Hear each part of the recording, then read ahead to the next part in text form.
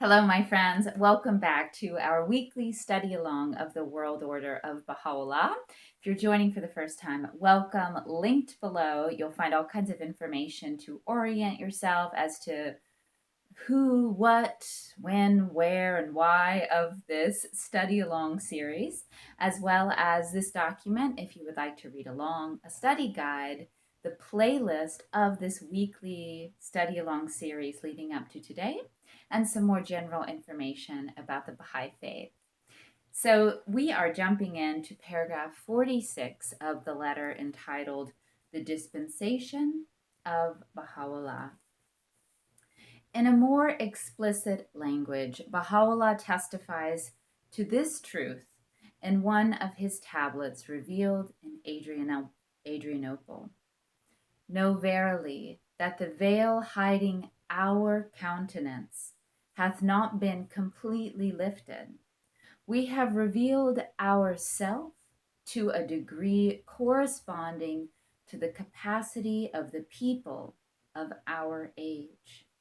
Should the ancient beauty be unveiled in the fullness of his glory, mortal eyes would be blinded by the dazzling intensity of his revelation.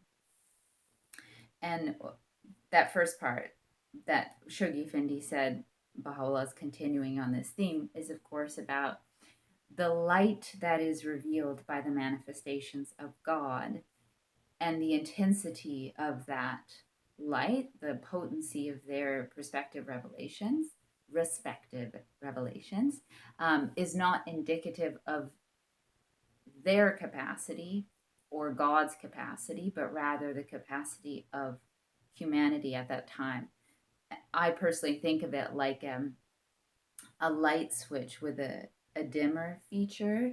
You know, the fact that the breadth or the depth or the longevity of a certain religion or revelation may be higher or lower is not indicative of the capacity. It's just where that switch is placed for that given time. That's how I understand it. Those are my own words. Paragraph 47. In the Suri Saber, revealed as far back as the year 1863, on the very first day of his arrival in the garden of Rizwan, he thus affirms, and this is Baha'u'lláh, God hath sent down his messengers to succeed to Moses and Jesus, and he will continue to do so till the end that hath no end, so that his grace may from the heaven of divine bounty be continually vouchsafed to mankind. I am not apprehensive for my own self, Baha'u'lláh still more explicitly declares. My fears are for him who will be sent down unto you after me. That's super interesting, you guys. Why would he fear for the next revelation?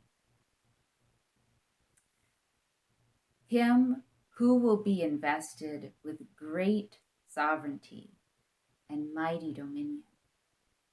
And again, he writes in the Suratul Hayakal,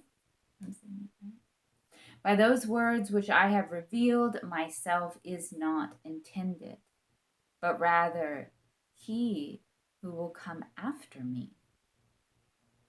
To it is witness God, the all-knowing. Deal not with him, he adds, as ye have dealt with me. Wow, you guys. In a more circumstantial passage, the Bab upholds the same truth in his writings. It is clear and evident, he writes in the Persian Bayan, that the object of all preceding dispensations hath been to pave the way for the advent of Muhammad, the apostle of God. These, including the Muhammadan dispensation, have had in their turn as their objective the revelation proclaimed by the Qaim. The purpose underlying this revelation, as well as those that preceded it, has in like manner been to announce the advent of the faith of him whom God will make manifest. And this faith, the faith of him whom God will make manifest, is in turn to gather with all the revelations gone before it, have as their object the manifestation destined to succeed it. And the latter, no less than all the revelations preceding it, prepare the way for the revelation which is yet to follow. The process of the rise and setting of the sun of truth will thus indefinitely continue, a process that hath no beginning and will have no end. Know of a certainty, Baha'u'lláh explains in this connection, that in every dispensation the light of divine revelation hath been vouchsafed to men in direct proportion to their spiritual capacity. Consider the sun, how feeble its rays the moment it appeareth above the horizon, how gradually its warmth and potency increase as it approacheth its zenith, enabling meanwhile all created things to adapt themselves to the growing intensity of its light. How steadily it declineth until it reacheth its setting point. Were it all of a sudden to manifest the energies latent within it, it would no doubt cause injury to all created things. So there's a reason, this graduation of intensity.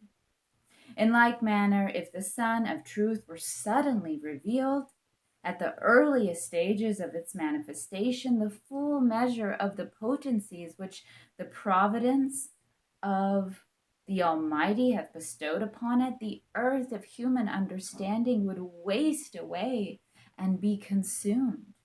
For men's hearts would neither sustain the intensity of its revelation, nor be able to mirror forth the radiance of its light. Dismayed and overpowered, they would cease to exist.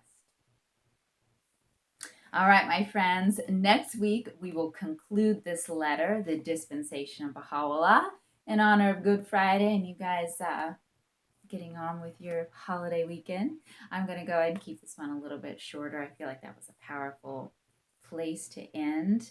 Again, please remember to like this video. If you do, it'll help other people find it. Subscribe to this channel. Comment, share your thoughts, and if you would like to support this channel, support my work, there's lots of information linked below on various ways you can do that. All right, my friends, until next time, I wish you the best for playing your unique part in making this world a better place. I'll catch you next time.